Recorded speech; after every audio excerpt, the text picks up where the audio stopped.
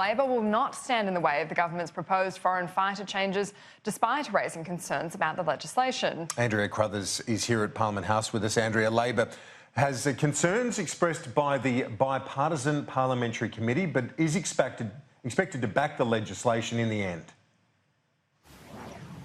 That's right, Kieran. Labor's grappling over who should have the power to smack suspected foreign fighters with those exclusion orders, which would prevent them from coming home for up to 2 years. Now, the recommendations of that joint committee indicated that it should be taken out of the government's hands and provided and instead given to a judge. Now, Labor intends to move amendments to this temporary exclusion order, which would reflect those recommendations. Anthony Albanese telling Sky News that he wants to see security agencies go back to the committee and explain why they're ignoring the recommendations.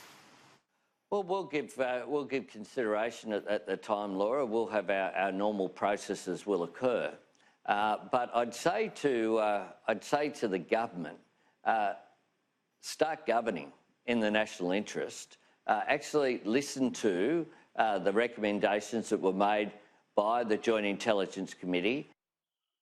The Labor Party are trying to find a fig leaf to hide behind in not supporting this legislation. The simple fact is there were 18 recommendations, 16 of which have been picked up by the government, and our national security experts do believe that the minister should have the final say in relation to these temporary exclusion orders.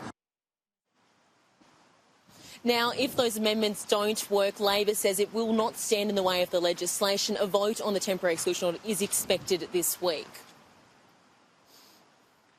And Andrea, another asylum seeker boat has arrived. Talk us through it.